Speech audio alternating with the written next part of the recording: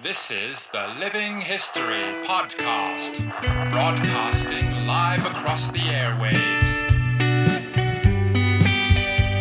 Hello everyone, welcome to Living History, and thank you so much for the huge response we had last week, in fact the last couple of weeks, to our podcasts on visiting Gallipoli. Gallipoli has been a bit of a troubled destination in recent years because of a little bit of turmoil there, but it's great to see that the travel warnings have been relaxed and we've really seen that people want to go to Gallipoli again, and you really should. If you haven't been to Gallipoli, get over there. It's a really wonderful destination. Don't be put off by people that say it's not safe or they're worried about Islam and all that stuff. Just ignore all that. The Turkish people are wonderful. Gallipoli deserves its place as our most iconic battlefield, and you really should get over there if you're in any way interested in the story of the first Anzacs. So come and visit. Go for Anzac Day. Come at another time of the year. Visit our website at battlefields.com.au to learn about the ways that you can go to Gallipoli and walk in the footsteps of the Anzacs, because it's a really wonderful experience for all Australians. Also talking about Anzac Day, but moving to France, the saga, the on-again, off-again saga of the dawn service at Villers-Bretonneux. And if you haven't kept up with this, we received about 6 weeks ago a letter from the Department of Veterans Affairs saying that in consultation with local people at Villers-Bretonneux, they decided that they would not run a dawn service anymore, that the dawn service would be moved to 10 a.m., which is in keeping with how the dawn service used to be run in the early days of the dawn service at Villers-Bretonneux. For the last 10 years, it's been a dawn service. Now they want to make it 10 a.m. I've got to say, I'm absolutely astonished at the ham-fisted way this was done by DVA. No offence to my friends at DVA, but I'm astounded with them knowing how important the word Anzac and Anzac Day is to Australia, to politicians, to all the stakeholders involved, that they would not consult with more people before doing this. So they spoke to their French colleagues. They made this decision about shifting the time of the service from a dawn service to 10 a.m, and then they simply advised that that was going to be the case without consulting with tour operators or, as it seems, the government and Prime Minister. Because as soon as the information came out, there was a couple of press reports that exaggerated the effect. It was along the lines of the dawn service has been axed at Villers-Bretonneux and all sorts of alarmist reporting. But anyway, regardless of that, it went all the way to the Prime Minister, as these things often do, and the PM stepped in very quickly to say it would remain a dawn service. So the on-again, off-again dawn service is now definitely on at Villers-Bretonneux. It will be a dawn service this year, and I'm very confident forevermore it will be a dawn service. But once again, I'm just astounded at the complications that ensued from this decision, and hopefully DVA will be a bit more consultative in the future when they make these sorts of decisions. Also, staying on the Anzac theme, there was a disturbing report I saw this week, which has, to be fair to the government, it's been said that this is not true, but there were reports in papers that local RSL clubs would have to pay for traffic management to hold their own Anzac Day marches, which I thought was quite astonishing. And some clubs were saying they have to pay up to $5,000 so the council could bring people in to manage traffic when the streets are closed down for Anzac Day marches. Now, of course, this is outrageous, and pretty swiftly, this is in New South Wales that this has occurred, and the New South Wales state government was pretty quick in saying that there was a miscommunication, that wasn't the case. Well, I certainly hope it's not the case, because I think that would be absolutely outrageous. I know we live in tight-fisted times. I know pennies need to be pinched everywhere we can find them, particularly at government levels. But charging RSL clubs to hold Anzac marches, I think, is absolutely outrageous. So I'm hopeful that it is correct, the reports that have come out saying that this is not the case. But we'll keep our fingers crossed on that one, and I'll give you more updates as we go along. In other matters, the sad news this week that Les Carlyon passed away, aged 76. And I'm sure most of you know Les's work. He was a former editor of The Age newspaper in Melbourne, but he's best remembered in this history space for writing a couple of absolutely fantastic books, particularly about the First World War.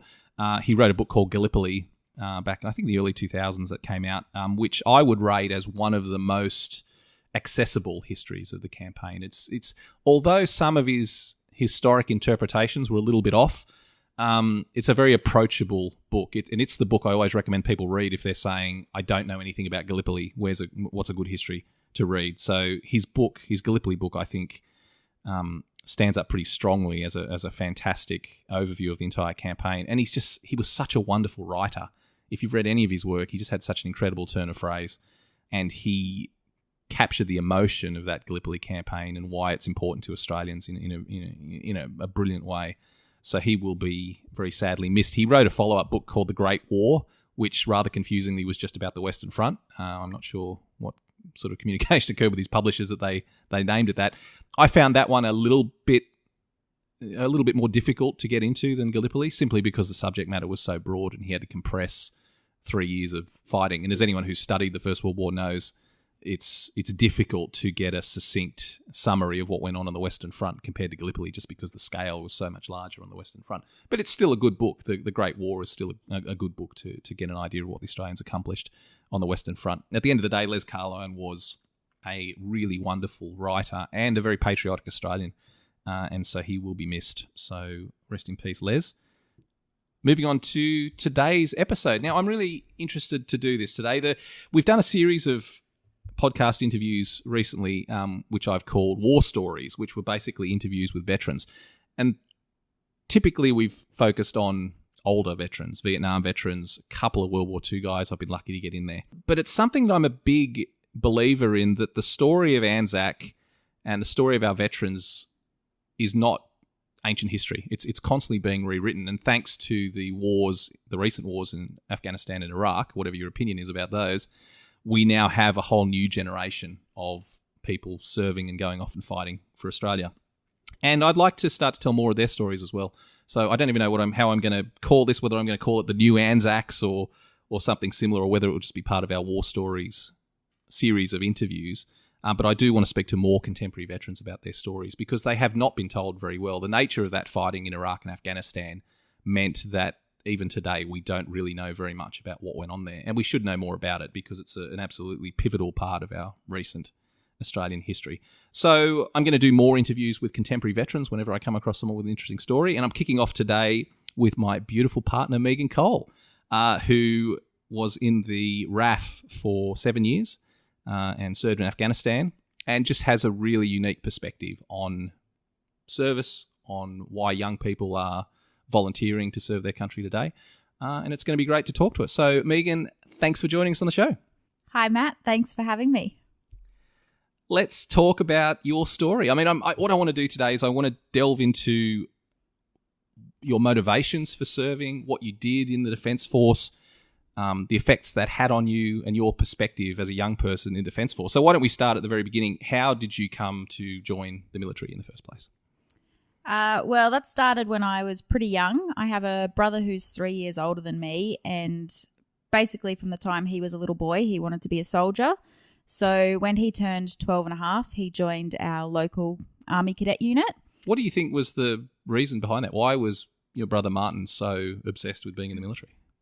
I actually don't know. I know when he was a little kid, he used to play with those little plastic green little toy soldier men, and he always had, G.I. Joe action figures, and he was always interested in watching war movies and that kind of thing. But I'm not really sure. My grandfather was in the Army Reserve, and, he told him some stories, but I'm not really sure where it came from. But as soon as he did get to that minimum age where he was allowed to join the Army cadets, he was desperate to do it. So, and as I said, he's 3 years older than me. So from the time he joined, for the next 3 years, I watched him go off every Tuesday night in his Army uniform and come back with all these stories about, doing drill and navigation and making friends, and then going off on these camps a couple of times a year, coming back pretty smelly and dirty and covered in can paint, but just talking about what a great time he had.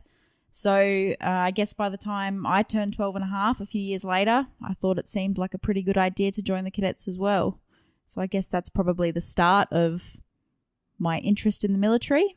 And then I was in the cadets for about 6 years. So over that time, I developed more of an interest in the military, and I always thought I would join the Army, followed on from the Army cadets, but obviously that changed a little bit. But it was just always something I wanted to do from the time I was a teenager.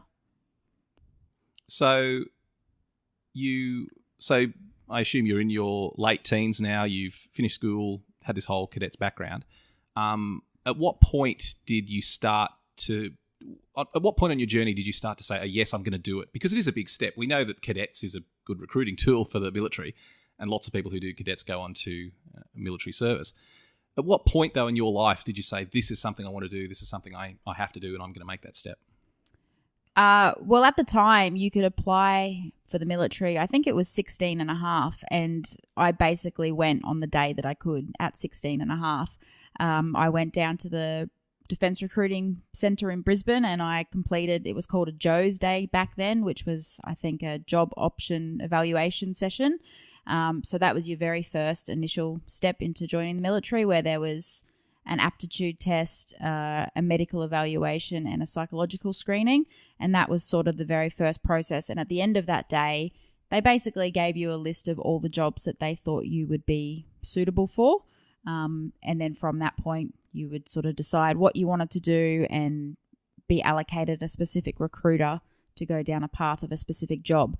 But that was the very first step, and I took that step at the second I could, basically, at 16 and a half. So I was still in school. It was still a long way off before I actually enlisted, but the day that I could, I went and did that. What was it you think that motivated you as a young person? Because most young people couldn't care less about service for their country. When you first made that decision, and as you went through that process of being accepted and deciding which branch you were going to go into, et cetera, what was it that drove you to do that? Was it a feeling of, this is going to be a fantastic career move? Was it a feeling of, I want to give something back to my country? Or was there a combination of both? To be honest, it really had nothing to do with service of the country. I had so much fun in cadets. I made so many great friends that I still am very good friends with today. We went off to camps multiple times a year. You know, it was like camping out with your best friends several times a year, playing in the dirt, in the bush, shooting rifles, doing obstacle courses. You know, it was great fun. And basically when I got to the stage where I had to start thinking about what I was going to do for a career, my feeling was that joining the military would be like doing cadets but getting paid for it. So that was really the basis behind it. Was there any other options? You know, did you think about being a zookeeper or something else, or was it always just, I'm going to be in the military? Well, it's funny you say that. My initial feeling about joining the military was that I wanted to be a pilot in the Defence Force. My dad is a Qantas pilot, and from the time I was about 15 or 16, he started taking me for some flying lessons at our local aerodrome. You know, he ordered some books for me that were basics of flying, and we started doing some theory lessons together. And I had this bit of an idea that maybe I'd want to be a pilot. So when I looked into the military as well, I realised that they have some strict parameters to be a pilot in the military, and one of those is height. And I'm not the tallest person in the world, and unfortunately I was too short to be a pilot in the Defence Force. So from that point, I basically had to decide whether I would continue down the flying path with my dad or whether I would give all that up and go for a different career in the Defence Force. And obviously the second option won. So how did you decide on the RAAF, on the Air Force, out of all the options? What was it about the Air Force that drew you, particularly considering you were thinking about joining the Army originally? Well, there was a few things that moved me away from the Army to the path of the Air Force. At the time when I was seriously going through the selection and recruiting process, my brother had already been in the Army for about 3 or 4 years by then. He wasn't necessarily loving it. It wasn't quite living up to his expectations, and he wasn't necessarily being treated the way that he thought he would be. So he had a few bits of advice for me about joining the Army, particularly as a young female. Also at the same time, I had a boyfriend at the time who was in the Army, and, you know, so every day I spoke to him and I got to see his views on the Army and the way they were treated and the work that they were doing as well. And I started to think maybe that wasn't for me. But probably the biggest thing was that when I had initially applied for the Army, I got to the process, in the process, I got to the stage of doing a selection board for RMC, which is for the Royal Military College in Duntroon, to become an Army officer. And I got to the stage of doing a selection board down in Canberra. But unfortunately, I'd had an ankle injury, and they told me to come back in 12 months. So at that point, I had a Army warrant officer who was my allocated recruiter at Defence Recruiting in Brisbane. By the time I went back to Defence Recruiting after my injury had settled down, a good probably year or 18 months later, that recruiter had actually been posted out, and I was allocated a new recruiter who was a young female RAAF flight lieutenant. And she, after about a 5-minute conversation with me, said, "What are you doing? You will not like the Army." And she basically, within a very short amount of time, talked me into joining the RAAF. Do you think she was right with that assessment? Definitely. And it's funny, I actually ran into her in the Middle East when I was there, probably maybe 3 or 4 years later. I ran into her on a base there, and I went up to her and I said, "You may not remember me, but I am so thankful for the advice that you gave me." And I think that she definitely put me down the right path. Well, tell us about that path, because what you did in the RAAF, your job, was pretty interesting in the grand scheme of things. So tell us about your career in the Air Force. Okay, so I joined the RAAF as an AEA, which is Airborne Electronics Analyst. The job now has changed a little bit compared to when I was doing it, but an AEA is essentially a sensor operator, which means you sit in the back of an aircraft. There's a number of different types of aircraft that could be, and you operate the sensors that are vital for the mission. So the radar, electronic warfare systems, high-definition cameras, acoustics for tracking submarines. There's a whole range of things that you might be operating, but basically there's a team of AEAs on each aircraft, and you'll be sitting in the back and monitoring that equipment to make the mission work, to gather all the information and complete the task that you've been assigned. Well, as I understand it, on a lot of these missions, it's the work the AEAs are doing that's the point of the whole mission, isn't it? That the reason the plane is in the air and doing whatever it's doing is because of the work that's being done by those sensor operators. Yeah, that's right. I mean, I don't want to take away from the other people on the crew. Their jobs are obviously very important as well, but when you are assigned a task, a lot of that revolves around finding certain contacts, getting photographs of certain contacts, and that is the work that the AEAs are doing. If it's a anti-submarine warfare mission, it's tracking submarines. That's done by the AEAs. It's, like I said, there's a whole crew involved and everyone's job is important, but the sensor operators really do make up the majority of the mission work. And what airframe did you operate on? So I operated on the AP3C Orion. The Orion has been, as far as I'm aware, mostly phased out now and been replaced by the P8, but at the time that was the aircraft that I worked on, and I absolutely loved it. So this is just for our listeners who aren't aware, tell us a little bit about the P3, because this is the absolute workhorse of the Air Force, isn't it? Yeah, so the P3 is, it's pretty old now. It was originally designed during the Cold War sort of era as an anti-submarine platform.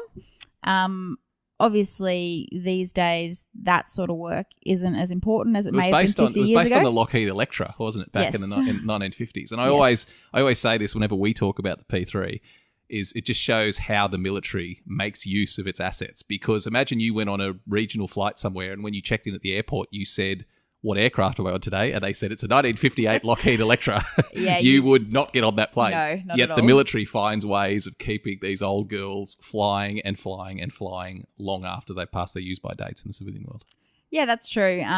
In saying that, the fact that they're old, did occasionally cause problems. There was sometimes where they couldn't fly the missions they were due to fly because of maintenance issues. But to be honest, even though they're old, they're a great platform.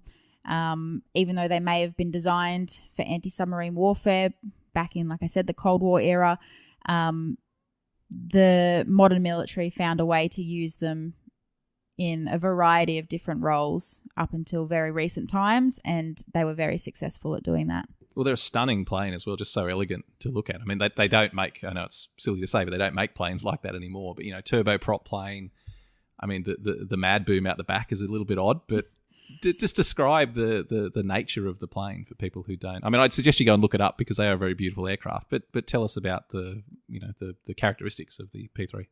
It's funny that you say they're beautiful because I think they are, and I'm sure anyone who has had a career working with them absolutely loves them.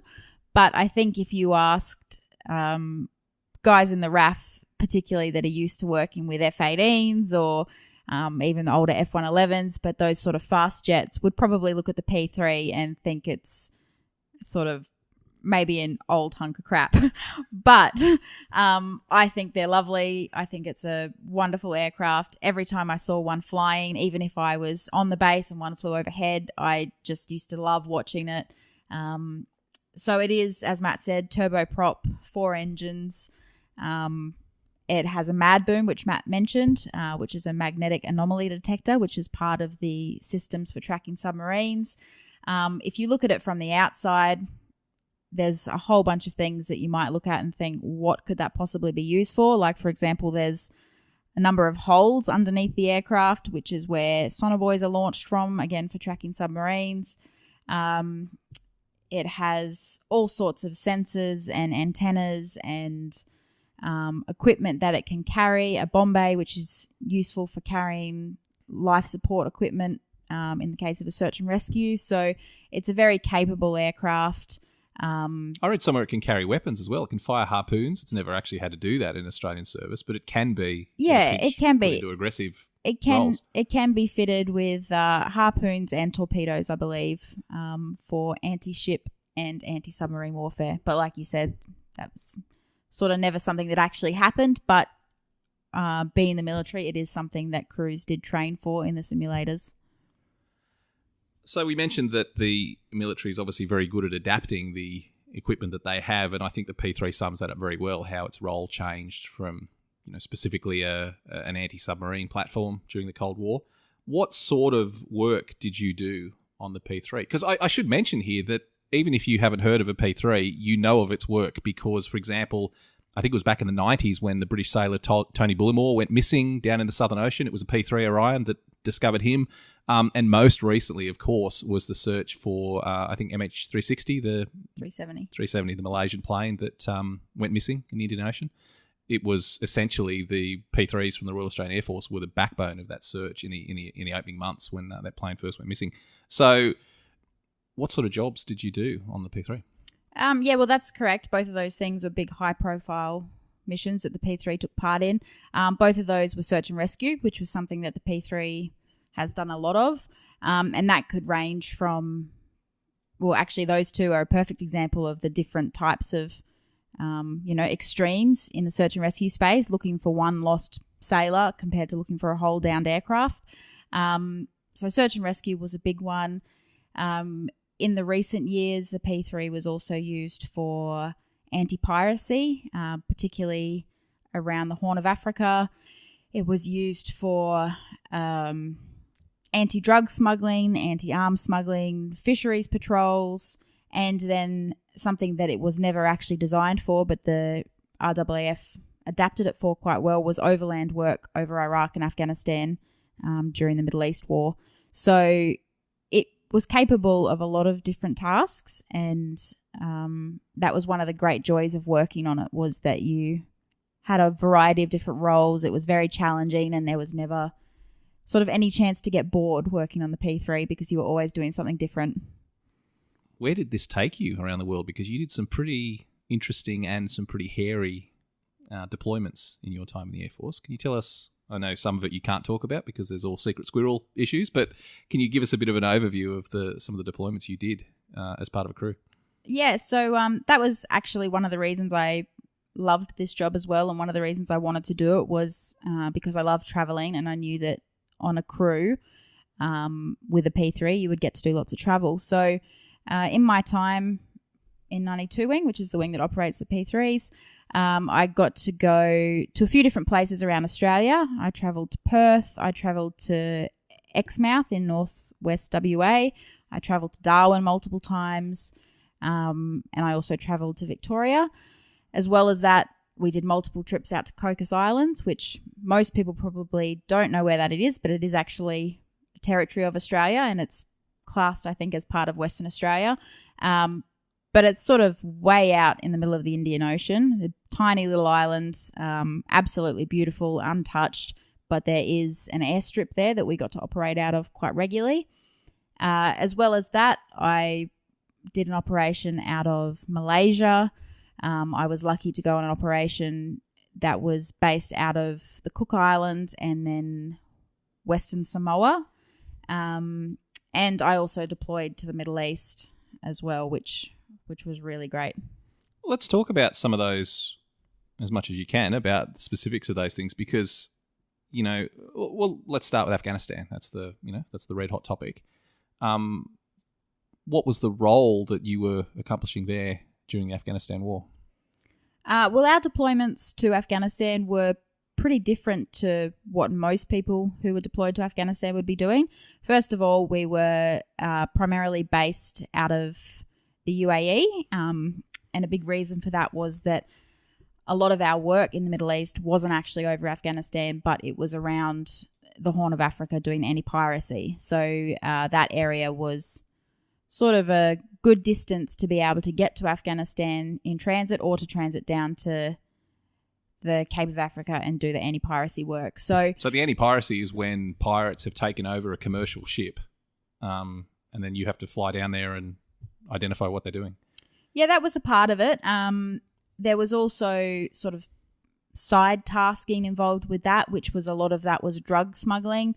The pirates, to fund their pirate camps and their pirate activity, there's a lot of drug smuggling between especially the coast of Somalia and, say, Yemen or Oman or even as far as Pakistan.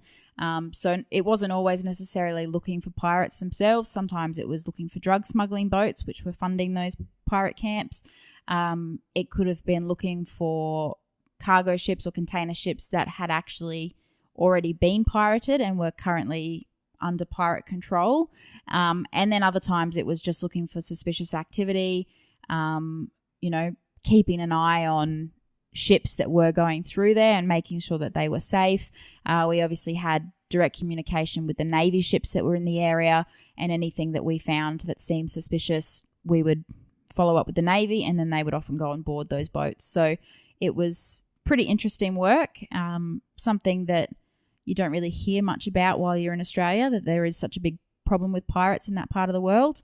But it was definitely important work because it's a dangerous and very real problem for people that are travelling through that area on ships.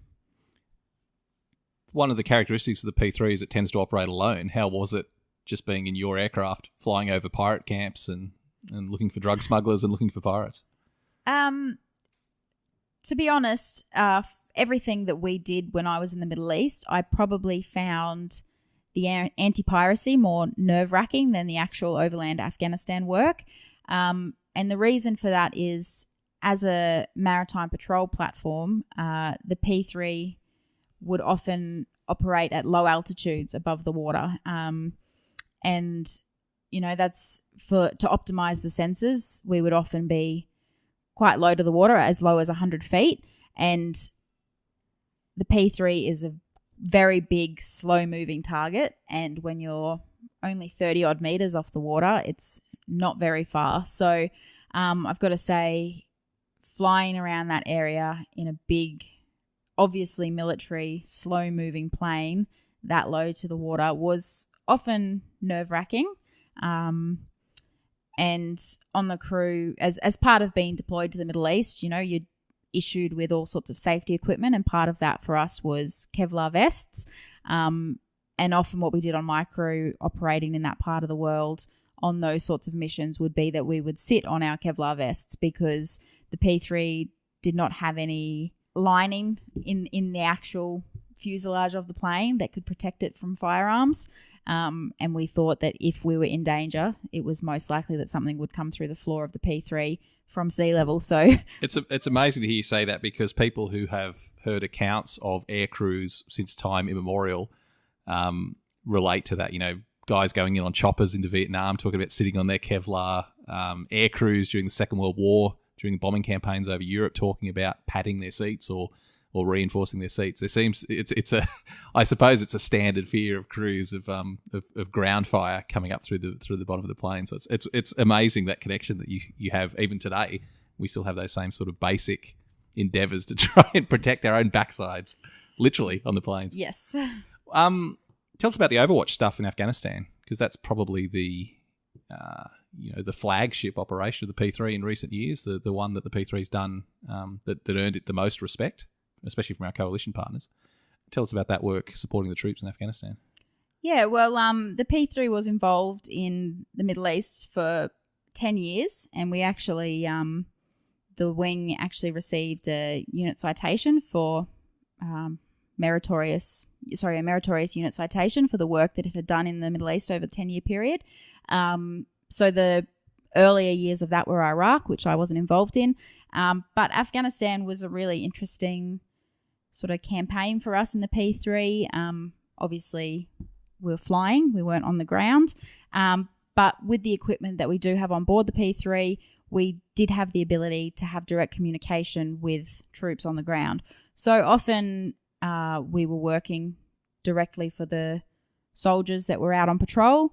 For example, we might be doing, as you called it, Overwatch. We might be surveying an area that they were going to be going into and just sort of clearing the area before they entered it to make sure that there was no ambushes or anything that looked suspicious. And not just for Aussies either. You worked with the Americans as well. We did, yeah. We did a lot of work for the Americans. And in a lot of different areas of Afghanistan as well, a couple of different provinces depending on who needed us on the day, basically. I know for my crew and the work that we did, there was a few days where I can 100% say that the work that we did saved the lives of some of the men on the ground just by information we were able to give them before they reached a certain point. So I think even though we weren't on the ground ourselves, even though there was no direct hand-to-hand combat or anything like that for us, I still feel that the work we were doing was very important for the soldiers that were on the ground. You certainly weren't out of danger. I mean, you've told me stories of missile locks and threats of ground fire. Yeah, so one of the things before you deploy the P3 in Australia, when it's flying around Australia or basically anywhere else in the world other than a war zone, is not usually fitted with flares. But we were told before we left that as part of being flying in a war-like area, that the P3 would have the flare system enabled, which basically means that it has the ability to deploy flares as a missile decoy, and the system had an automatic function as well as manual release functions. So just so we're clear, basically this is the last resort before a missile hits the plane, is that flares are ejected, so a heat-seeking missile goes for the flares instead of the heat of the engines of the aircraft. Yeah, that's right. And the reason I want to say that is that if flares are coming out of your plane, you are in imminent danger. It doesn't just do it for the heck of it when it's when you're flying around. Yeah, and it's also part of our crew setup while we're in the Middle East was to have, like I said before, where the AEAs usually sit on the P3, there are no windows, but sort of towards the rear of the plane on the port and port and starboard side, there are windows there, and those windows both have a flare release button. So while we were on task over Afghanistan, that was part of our crew dynamic, was to constantly have members of the crew sitting at those windows and looking out with their finger sort of ready for the flare release if so when you say looking out for missiles, you mean? Yeah, something that could be a danger, and not necessarily a missile, but anything that could be a danger to the P3. It could be another aircraft. It could be, could be a range of things. But I think I know myself. I can't speak for the other members of my crew, but I think I became pretty complacent with that after a number of weeks of flying. We'd probably been in the Middle East for probably 6 or 7 weeks and nothing had happened. We'd had members sitting at those windows watching out. Like I said, the automatic flare dispense system is armed as well, and nothing had happened. So I think I started to become a bit complacent, and then all of a sudden we had our first missile lock and flare launch, and I think from that point it kind of reminded me and everybody else on the crew that it was actually a real threat. How many other females on the crew? It was just me when I was deployed to the Middle East. I was the only female. So there was probably about 15 people on my crew in the Middle East.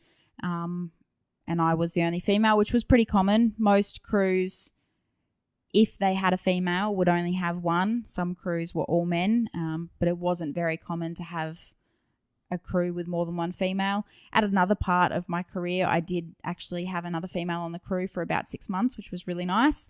But for the majority of the time, it was just me. How was it flying over Afghanistan during the Afghanistan war on an Australian plane, part of the coalition against the Taliban, as a female in her early 20s and the only female on a crew? How it must have crossed your mind that if the plane got hit and you crash landed in Afghanistan, like the fear of capture must have been immense. Yeah, definitely. And that fear is, I guess, reiterated with the training that you do, because we did have to do sort of training and learn procedures about what would happen if our aircraft did go down, and, you know, the process of us getting saved. And so because you do go through that training, it does make you think, well, this is obviously something that is realistic, that could happen.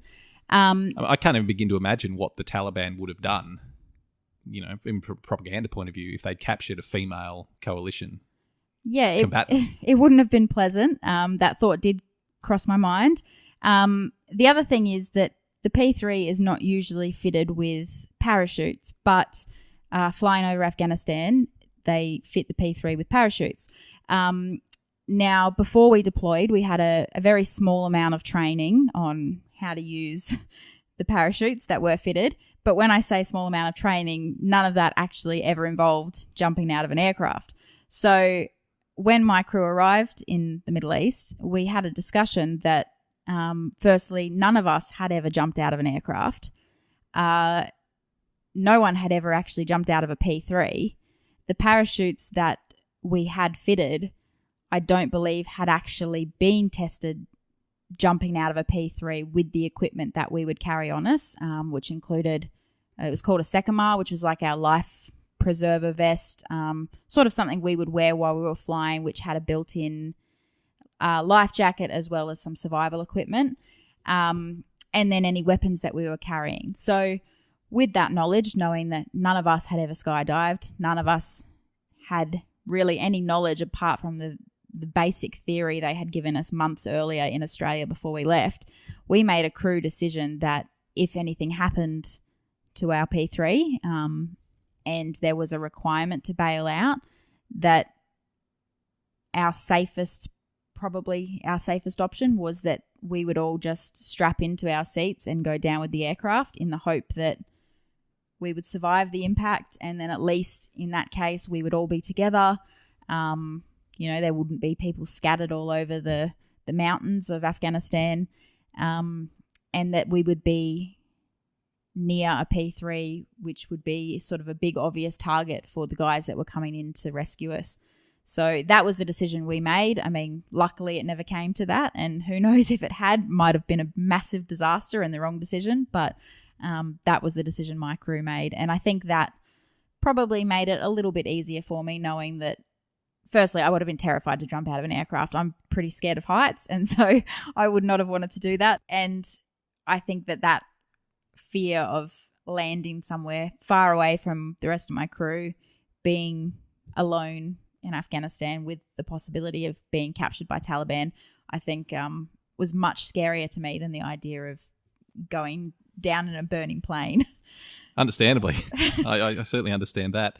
Talk a little bit about the work with boat people, because you were in the Air Force at a time when there were huge numbers of people trying to get to Australia. And you know, let's put the politics aside, whether you agree or disagree with policies that mean boat people come. At the end of the day, there's people on boats trying to get to Australia. It's pretty hazardous work. Tell us about the work you were doing with boat people.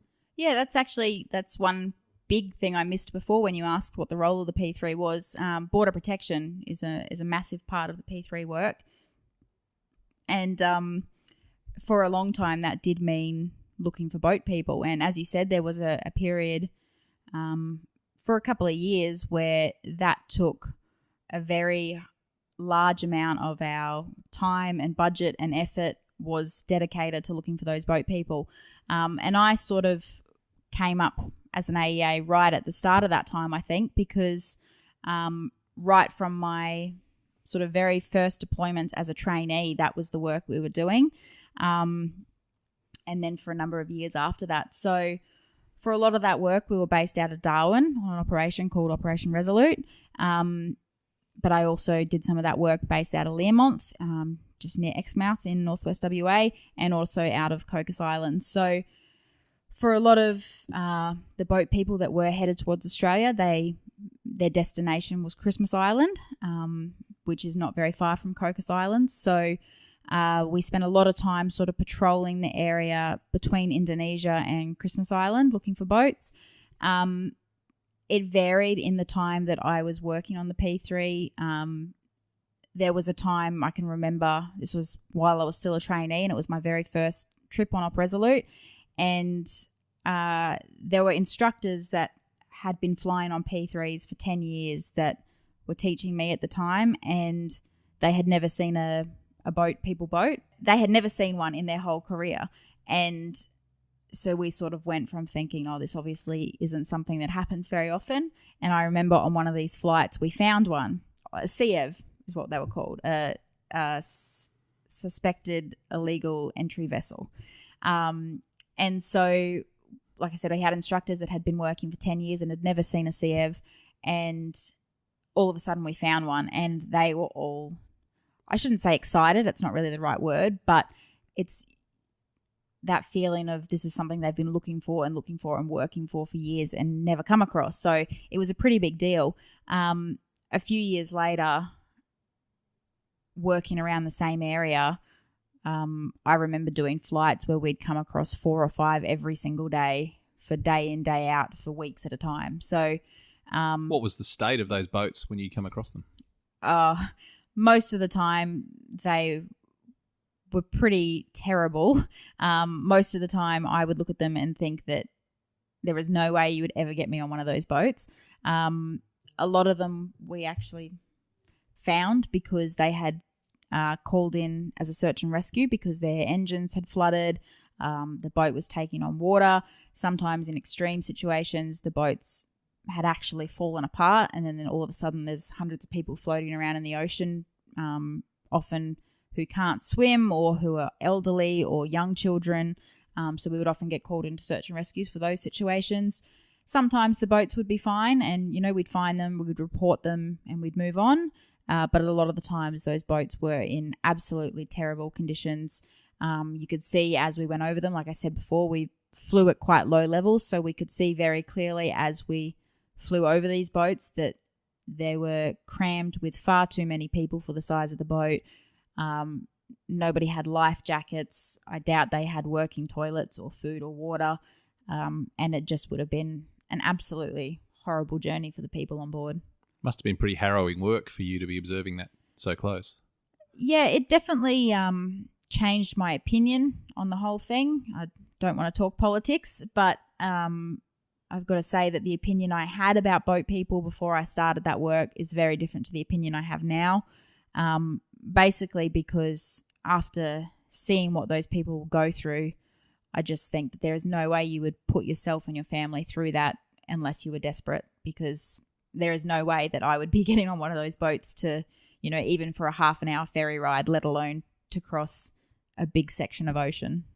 I've long said that if you want to meet a person that will inspire you, you should talk to a female in the Defence Force, because they are, in my opinion, it's such a boys' club. It's so institutionally designed not for females that when you find people who are females in the Defence Force, they tend to be pretty impressive. That by definition, the fact that they've made it that far means that they've overcome obstacles that other people don't generally have to in the military.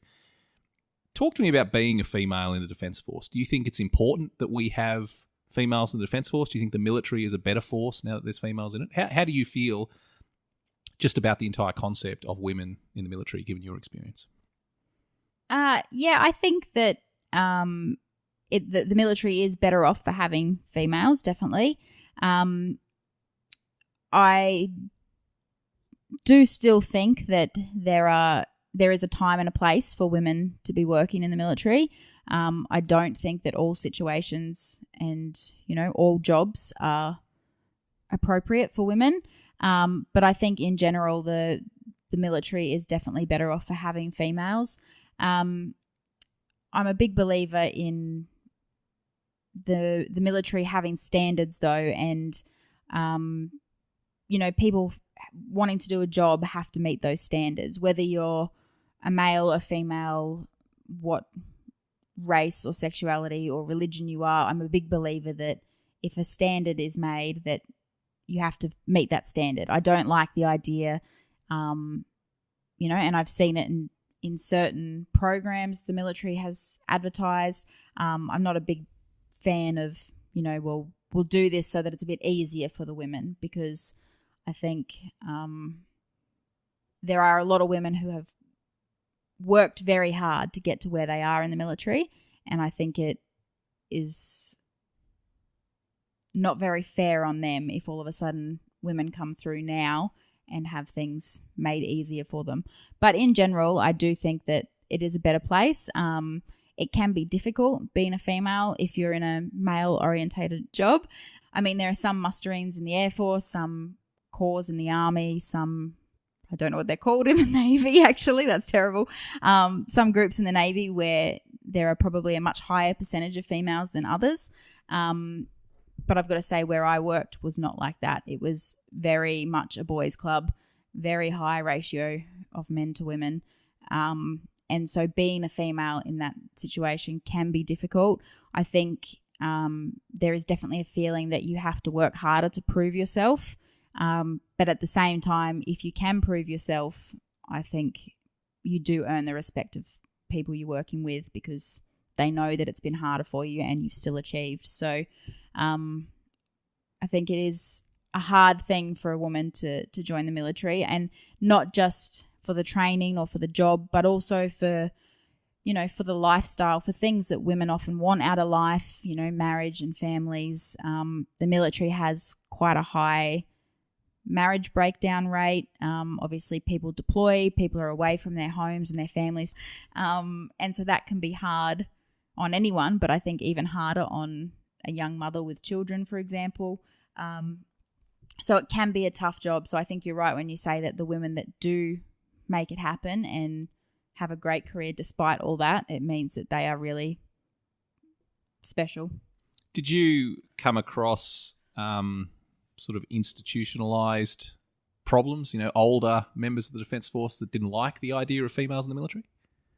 I didn't really personally. I actually had a few occasions that were the opposite. For example, I remember one time that 92 Wing was holding some kind of family day or something with the P3, and so often retired members who used to work on the P3 would come in and they'd, come down and have a look at the planes and talk to people they used to work with. And I remember on one of those days I was helping out, maybe driving buses around the base or something, and got chatting to some older men who probably before I was even born had been flight engineers or something on the old P3. And when they asked what I did and I said I was a AEA, they all were kind of very surprised and went, oh, we didn't have female AEAs when we were around. That would have been nice to have you on a crew. And, they were often very, very nice about it. I probably can't even remember the situations where it was negative, because I probably just remember the good ones. And well, we should say as well, to be fair to the military, it's not just the military that can potentially have an issue with young females, because I've been with you on Anzac Day when you've been wearing your medals and people have come up to you to tell you you've got your medals on the wrong side, that when you wear someone else's medals, they're supposed to be on the right side, not the left. Yeah, that one's particularly annoying. It does happen. It's happened more than once. I've had that a few times where someone, and sometimes they're quite aggro about it. They come up and they say, oh, if you're wearing relatives' medals, you're supposed to wear them on the right-hand side. And, they're quite accusatory that you're doing something wrong. And that can be not very nice. And, I take great pleasure in telling those people that they're wrong.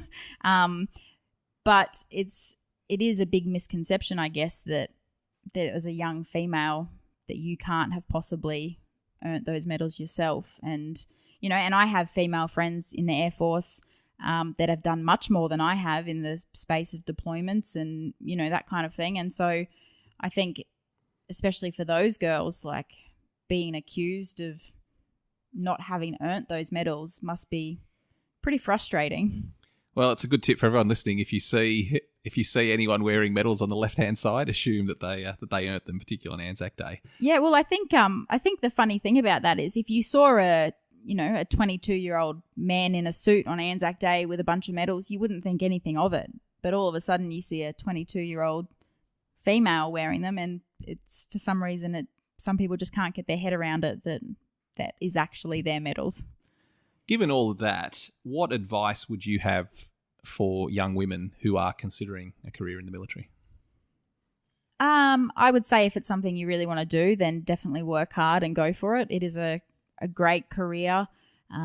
It's a great lifestyle. It's very rewarding. The job, obviously there are countless different jobs you can choose from, but even that in itself means that there are so many opportunities for different things.